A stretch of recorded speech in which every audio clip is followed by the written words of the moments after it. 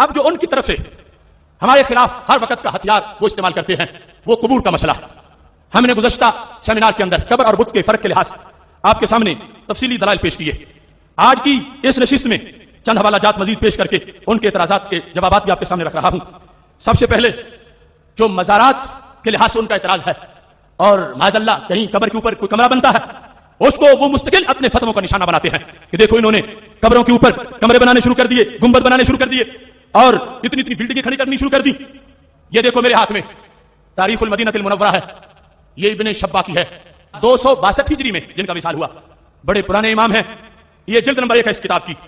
اس کتاب کے اندر انہوں نے لکھا ہے قبر ام حبیبہ زوج النبی صلی اللہ علیہ وسلم ورضی اللہ تعالی عنہا, حضرت ام حبیبہ رضی اللہ تعالی عنہا کی قبر.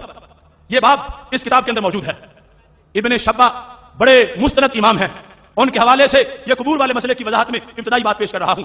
یہاں حضرت یزید بن صائب کہتے ہیں کہ مجھے میرے دادا جان نے یہ بات بتائی تھی, پوری سند نے لکھی. لما حفر عقیل بن ابی طالب فی دارہ بئرا, کہ جب حضرت عقیل بن ابی طالب رضی اللہ تعالی عنہ نے, جو حضرت علی رضی اللہ تعالی عنہ کے بھائی ہیں, انہوں نے اپنے گھر میں کنواں کھودا. وقع علی حجر منقوش, تو کھودتے کھودتے نیچے سے ایک پتھر نکلا جس پر نقش و نگار تھا. مکتوب فیہ, جس پہ لکھا ہے, پتھر کے اوپر لکھا ہے جو زمین سے نکلا. لکھا کیا ہے وہاں پر؟ لکھا ہے قبر ام حبیبہ. پتھر پر جس طرح قبر پر پڑی لگائی جاتی ہے نام لکھ کے, تو کنواں کھودنا چاہا, نیچے سے پتھر نکلا اور پتھر میں کھدائی ہوئی تھی, نام کندہ تھا, لکھا ہوا تھا قبر ام حبیبہ بنت صخر بن حرب.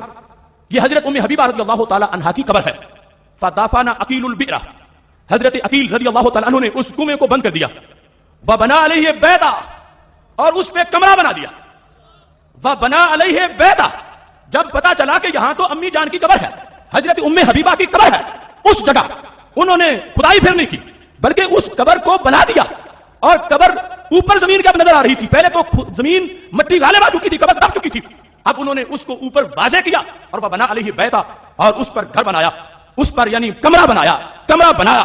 قال یزید بن صائب, یہ یزید بن صائب جو اپنے دادا جان سے یہ بات روایت کرتے ہیں, کہتے ہیں فدخلت ذلک البیت, میں خود اس مکان میں داخل ہوا ہوں.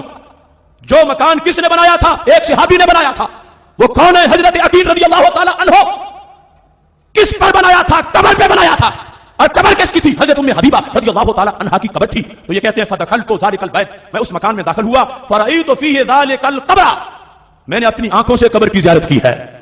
آج جو قبروں کے اوپر تعمیر کی جاتی ہے زائرین کے فائدے کے لیے اور وہاں پر حاضری کے اہتمام کے لیے, اور دنیا کو پتا چلے کہ یہ ایک اللہ کے ولی کی قبر ہے, ہم اس کو فرض واجب نہیں سمجھتے, لیکن جس درجہ استعباد میں ہے اس کی ہمارے پاس دلیل بھی موجود ہے کہ یہ 15ویں صدی کی بات نہیں, یہ دور صحابہ کی بات ہے. یہ فعل صحابی رضی اللہ تعالی عنہ ہے کہ انہوں نے ایک قبر کے اوپر کمرہ تعمیر کیا. اور راوی کہتے ہیں میں اس کمرے میں داخل ہوا, مجھے پہلے جہاں کنواں کھودا جا رہا تھا وہاں بنی ہوئی قبر نظر آئی, تو پتا چلا اہل سنت و جماعت اپنی طرف سے مسلک گھڑنے والے نہیں ہیں, بلکہ جو چیز شروع سے چلتی آئی ہے اور جو اس کا درجہ ہے اس درجہ کے لحاظ سے اس چیز کو ماننے والے ہیں. جہاں تک قبر میں مقبور انسان کی حیثیت ہے, ہم نے قبر اور بت اور قبر والے اور بت کے فرق پر جو نظم پچھلے سال پیش کی تھی وہ بھی ان پر قرض ہے. کئی سالوں سے وہ ہندو کی داستان چھا کر رہے تھے, دکانوں پہ لگا رہے تھے, اور لیکن جس وقت ہم نے ہندو کو جواب دیا وہ ہمارے دوستوں نے بھی وہ نظم شائع کی, لیکن اس کا جواب ان کے پاس نہیں ہے اور انشاءاللہ قیامت تک نہیں دے سکیں گے. اس واسطے کہ ہم نے جس ہندو کو جس انداز میں مخاطب کیا ہے اس کے پاس اس دلیل کا کوئی جواب موجود ہی نہیں ہے. مسئلہ برکت اور تبرک کا قبر والوں سے کہاں سے چلا؟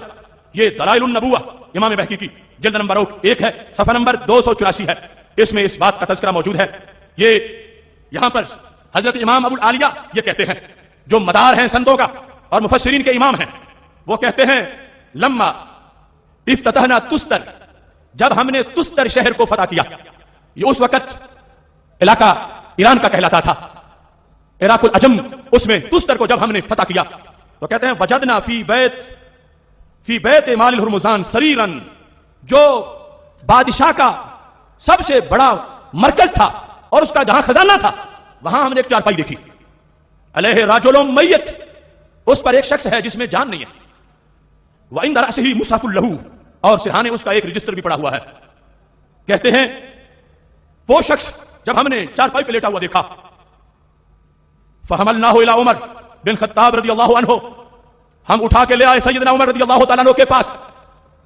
راوی سے پوچھا گیا جو اس وقت کی تاریخ تھی، جن لوگوں کو کچھ تعارف تھا کہ یہ کس کی چارپائی ہے، لیٹا ہوا کون ہے، یہ کرتا کیا ہے، اس کو صدیاں کتنی گزر چکی ہیں، تو کہتے ہیں وہ شخص تھے حضرت دانیال علیہ السلام، وہ ان کا جسد اظہر تھا، اور انداز کیا ہے، کہتے ہیں کانت السماء اذا حبست علیہم برزوا بسریرہ، کہ جب قحط پڑ جاتا تھا، بارش نہیں ہوتی تھی تو لوگ ان کی چارپائی باہر نکالتے تھے، بارش کا نزول نہیں ہوتا تھا، قحط پڑتا تھا تو حضرت دانیال علیہ السلام کی چارپائی کو باہر نکالا جاتا تھا، فجم ترون، جو ہی چارپائی آسمان کے نیچے ننگی نظر آتی تھی، بادل بھی بن جاتے تھے، بارش بھی ہو جاتی تھی۔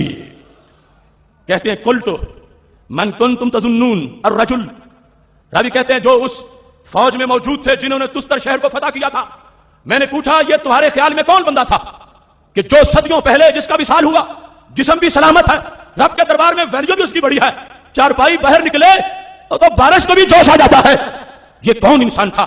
تو کہتے ہیں یقال لہ دانیال، بتایا گیا کہ یہ حضرت دانیال علیہ السلام ان کا فکر پرنور ہے۔ کہتے ہیں فقلت منذ کم وجدتموہ ماتا، اس شہر کے لوگوں سے پوچھا گیا کتنے سال پہلے، کتنی صدیوں پہلے ان کا وصال ہوا تھا، تو انہوں نے کہا مذ 300 سنہ، 3 صدیاں گزر چکی ہیں ان کا وصال ہوا تھا، ان کا پیکج سلامت ہے اور ان کی شان بڑی ہے، ان کے جسم کے وسیلے سے بارش کا نزول ہوتا ہے۔ آج کچھ لوگ کہتے ہیں زندہ کا وسیلہ جائز ہے، فوت شدہ کا جائز نہیں، میں کہتا ہوں یہ کہنا شرک ہے، کیونکہ اس کا مطلب بنتا ہے کہ زندہ تو رب کی مدد کر سکتا ہے کسی کام میں، مردہ چونکہ فوت ہو چکا ہے اب مدد نہیں کر سکے گا، تو وہ زندہ کو کام میں رب کا شریک سمجھ کے وسیلے کو جائز قرار دیتے ہیں، فوت شدہ کو قابل امداد نہ سمجھ کے وسیلے کو ناجائز سمجھتے ہیں۔ تو میں کہتا ہوں میرے رب کی کوئی زندہ بھی مدد نہیں کر سکتا، کوئی فوت شدہ بھی مدد نہیں کر سکتا، وسیلے کا مطلب یہ ہے رب کے دربار میں کچھ لوگوں کی شان بڑی ہوتی ہے، کچھ لوگوں کا مرتبہ بڑا ہوتا ہے، ان کی ویلیو بڑی ہوتی ہے، لہذا رب ذوالجلال ان کے نام کی عزت کے پیش نظر کام کر دیتا ہے، اور وہ عزت اللہ کے دربار میں موت سے پہلے بھی ہوتی ہے، موت کے بعد بھی ہوتی ہے۔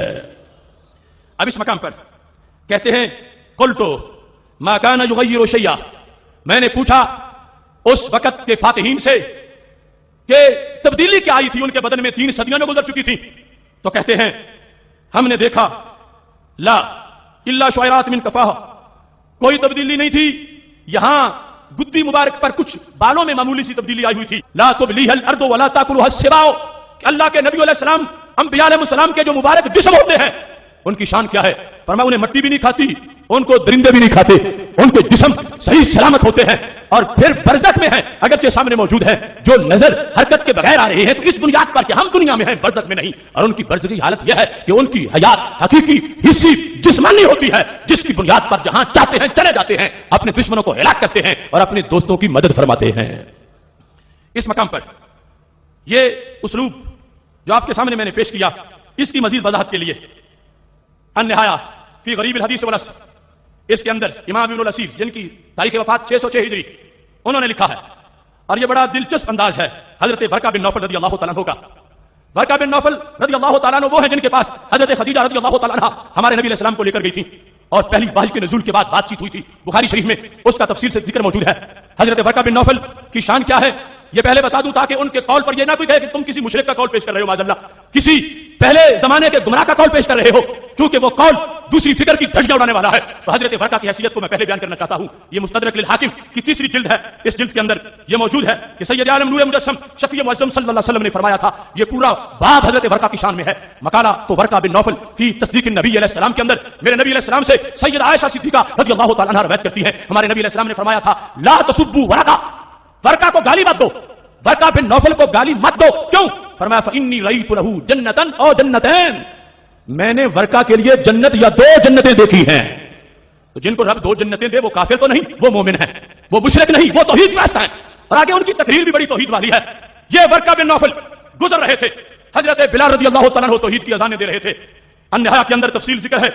حضرت ورقہ بن نوفل کہتے ہیں مرہ علیہ ورقہ بن نوفل وہو یعذب، حضرت بلال رضی اللہ تعالیٰ عنہ کا جو آقا تھا ان کو معاذ اللہ سزائیں دے رہا تھا، تکلیف دے رہا تھا، وہ احد کی سزائیں بلند کر رہے تھے، اتنے میں وہاں سے حضرت برقہ کا گزر ہوا، تو حضرت برقہ بڑھاپے میں ہے، نحیف بدن ہے، چھڑانے کی طاقت نہیں رکھتے کہ حضرت بلال کو چھڑا سکیں۔ اس توحید پرست کے ساتھ یکجہتی کا اظہار حضرت برقہ نے کیسے کیا، یکجہتی کا انداز کیا تھا، بڑی لذیذ بات ہے۔ حضرت برقہ نے جب دیکھا کہ بلال کو جرم توحید میں سزا ہو رہی ہے تو کہنے لگے واللہ لئن قتلتموہ लाता के जन्नहू हिनाना, खुदा की कसम अगर जुर्म तौहीद में तुमने बिलाल को शहीद कर दिया, ये दुनिया से जाके भी तुम्हें नाकों चने चपवाएगा। लाता के जन्नहू हिनाना, मैं हजरत बिलाल की कब्र को हिनान बनाऊंगा, मैं हजरत बिलाल की कब्र को भी हिनान बनाऊंगा। अगर तुम इनको तकलीफ देते रहे और ये शहीद हो गए तो यह ना समझना शहादत का सिलसिला खत्म हो जाएगा। मैं इस तौहीद के मतवाले की कब्र को भी हिनान बनाऊंगा। हिनान अरबी जुबान का लफ्ज है। अब इसका मतलब क्या है, धमकी क्या है कि अगर तुमने शहीद कर दिया तो मैं हिनान बनाऊंगा। हिनान से मुशरिकों का नुकसान क्या होगा? ये बरका बिन नौफल तौहीद परस्त, एक तौहीद परस्त की हिमायत में जो जुमले बोल रहे हैं कि अगर तुमने शहीद कर दिया इनको तो याद रखो, इनका खून रायगा नहीं जाएगा, मैं इनकी कब्र को भी हिनान बना के तुमसे बदला लेंगे। इमाम इब्न असीर ने हनान का माना बयान किया। ये 452 सफा है अन-निहाया का, जिल्द नंबर 1 है। इसमें लिखा है अल हनान अर रहमत वल अत्फ, अल हनान अर रिज़्क़ वल बरका। हनान का मतलब पहले नंबर पे रहमत है, दूसरे नंबर पे मेहरबानी है, तीसरे नंबर पे रिज़्क़ है, चौथे नंबर पे बरकत है। तो अब मतलब क्या बना कि अगर तुमने बिलाल को शहीद कर दिया तो मैं हजरत बिलाल रज़ी अल्लाह तआला अन्हु की कब्र को हनान बना लूंगा। ये पहले दिन की तौहीद, ये मक्की तौहीद, ये हजरत बिलाल के नगमा तौहीद की सदाए बाज़गश्त, ये 15वीं सदी के मलंगों की बात नहीं, ये मक्का शरीफ के तौहीद के प्रस्तारों की बात है। उसके अंदाज में मतलब क्या बयान किया इब्न असीर ने कि ला अत्ता के जन्नहू हिनाना, मैं उनको हनान बनाऊंगा। हनान का मकसद क्या है? देखो माना अरादा, हजरत बरका बिन नौफल ने यह कहा, सुनो बिलाल के दुश्मनों, लअजअलन्ना कब्रहू मौदिअ हनान, मैं उनकी कब्र शरीफ को हिनान बना लूंगा, कब्र को हिनान बनाऊंगा। अब हिनान कैसे कब्र को बनाओगे? कहते हैं ऐ मज़िन्नतम मिर रहमतिल्लाह, मैं मरकज़े अनवार तजल्लियात समझूंगा, मैं गहवारा रहमत समझूंगा, मैं इनकी कब्र को तजल्लियात का गहवारा समझूंगा। तो फिर क्या करूंगा? फ़अतमस्सौ बिही मुतबर्रिका, मैं बिलाल की कब्र को हाथ लगा लगा के चूमूंगा। अतमस्सौ बिही, मैं उनकी कब्र से तमस्सो करूंगा। आज काबे की दीवार को हाथ लगाने वालों पर शेख के फतवे लगाने वाले सोचें मैं उस मक्का शरीफ की बात कर रहा हूं जब बिलाल अज़ान तौहीद दे रहे थे और बरका हिमायत कर रहे थे कि अगर तुमने हजरत बिलाल को शहीद किया तो ये बड़ा मार के भी जिएंगे, ये खत्म नहीं होंगे। मैं इनकी कब्र को भी मौज़े रहमत समझूंगा, गहवारा बरकत समझूंगा। तो क्या करूंगा? फ़अतमस्सौ बिही मुतबर्रिका, तबर्रुक के हुसूल के लिए मैं हाथ लगाऊंगा। कैसे? कहते हैं कमा युतमस्सहु बिक़ुबूरिस सालिहीन अल्लज़ीना क़ुतिलू फ़ी सबीलिल्लाह मिनल उममिल मादियात, जिस तरह पहली उम्मतों में जो लोग अल्लाह के रास्ते में शहीद हो जाते थे उनकी कब्रों से भी बरकत मिलती थी, उनकी कब्रों से भी तबर्रुक किया जाता था। ऐ मक्का के मुशरिकों, बरकत तौहीद परस्त तुम्हें धमकी दे रहा है, अगर तुमने जुल्म मोहब्बत में हजरत बिलाल को शहीद कर दिया तो बिलाल की कब्र पर भी आशिकों का हजूम रहेगा। अब ये धमकी है, कहते हैं मैं उनकी कब्र को हनान बनाऊंगा।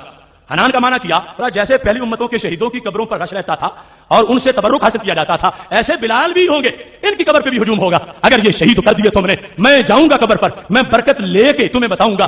तो इस धमकी का मतलब क्या बना वो भी जिक्र कर दिया। कहते हैं फयरजो ज़ालिका आरन अलैकुम व सुब्बतन इंदन्नास, बड़ी पते की बात है।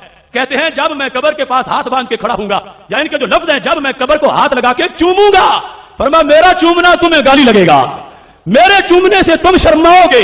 जब बिलाल की कब्र की भी मैं एहतराम करूंगा, ताज़ीम करूंगा, तो इससे तुम शर्म में डूबोगे। ये तुम्हारे लिए आर बनेगा, ये तुम्हारे लिए गाली बन जाएगी कि दुनिया कहेगी तुमने ऐसे को शहीद किया। कि लोग जिसकी कब्र से भी प्यार करते हैं, लोग जिसकी कब्र का भी एहतराम करते हैं। तो यहां हजरत बरका बिन नौफल की जो गुफ्तगू है उसका जो इब्न असीर ने मतलब बयान किया, इससे यह पता चला कि कब्रों पर जाने से कहीं पैगाम पहुंचता है, मज़ारात पर हाजिरी से कहीं औरों के यहां हाजिरी लगती है कि कौन कौन गया है। किसी की कब्र पर जब हाजिरी देने वाले जाते हैं तो कुछ लोगों पर ज़रब लगती है।